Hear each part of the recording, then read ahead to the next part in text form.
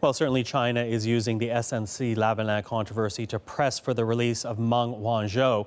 Now, this comes after Canadian officials gave a green light for extradition hearings to proceed.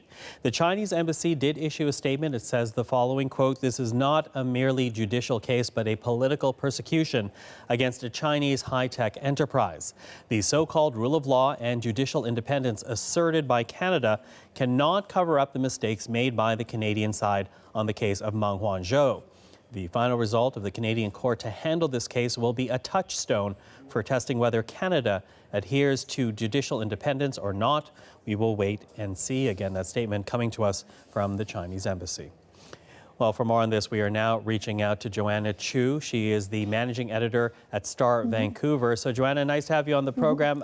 Let's begin here with China's reaction to yesterday's decision. Its embassy in Canada saying that Meng's detention and legal troubles are motivated by politics.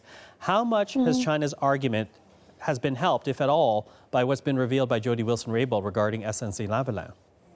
Yeah, so I mean, China is arguing that the Canadian government, the Prime Minister, would be choosing justice ministers based on whether they could do the government's bidding.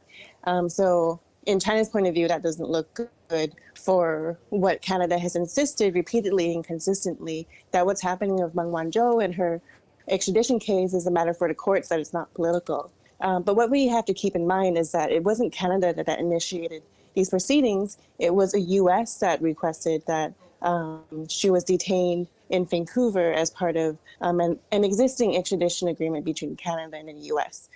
So it's not something that Canada brought on to itself. It's something initiated by the U.S. Initiated by the U.S., although, as we said, the courts have decided that it will move forward. And while this extradition process does move forward, Joanna, there are still, we need to know, 2 Canadians being detained in China, another Canadian facing the death penalty.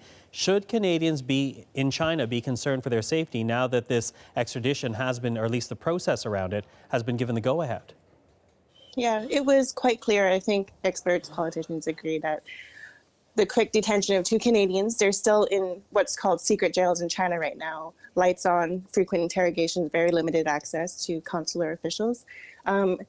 There's a clear agreement that this is some sort of hostage-taking diplomacy. And in the case of Schellenberg, where his 15-year prison sentence was upgraded to a death sentence, this might be even called death threat diplomacy coming from China. So I used to live in Beijing as a journalist there. I have many friends who are Canadians in China, living in China, and they were very worried, and they remain really worried that there will be more retaliation.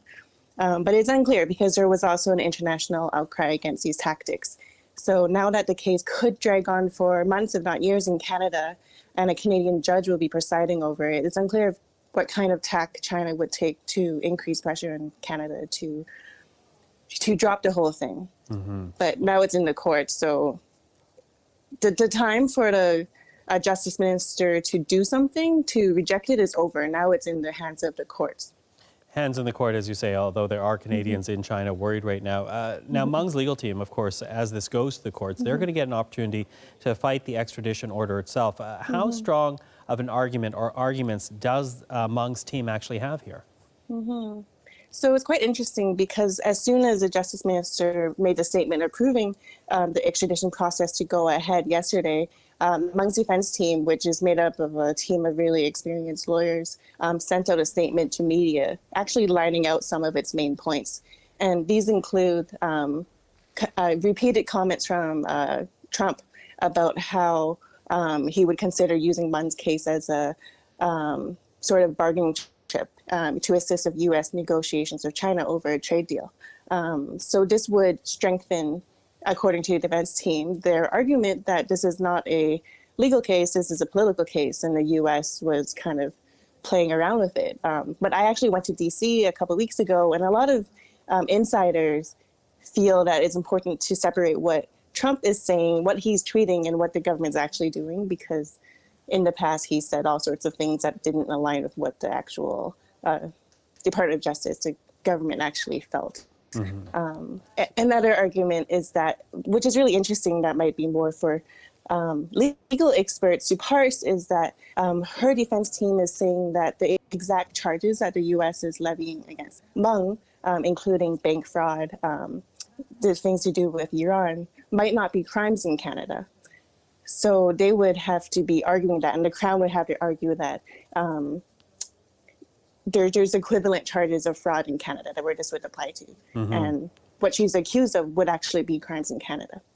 So, of course, we're going to have to listen for those legal arguments from our team. But you were alluding to the fact that this could take months, if not years. So what are you going to be looking for next in regards to this case? Yeah, again, this could set legal precedent in Canada. If it's become so complicated, and the idea of comparing different types of fraud charges, whether it applies in Canada, if she is successfully or unsuccessfully extradited to the U.S., that could end up having a long-lasting impact on Canadian law. So we would be looking at that and doing analysis on that, in addition to all the political ramifications going on around the case. What we also want to look for is whether China will be trying to mobilize its soft power forces in Canada. So people already living in Canada, including Canadians, including people who aren't even of Chinese descent, who may be mobilized and asked to put pressure and try to put some influence to change the public narrative around this case. So that's something we should be aware of.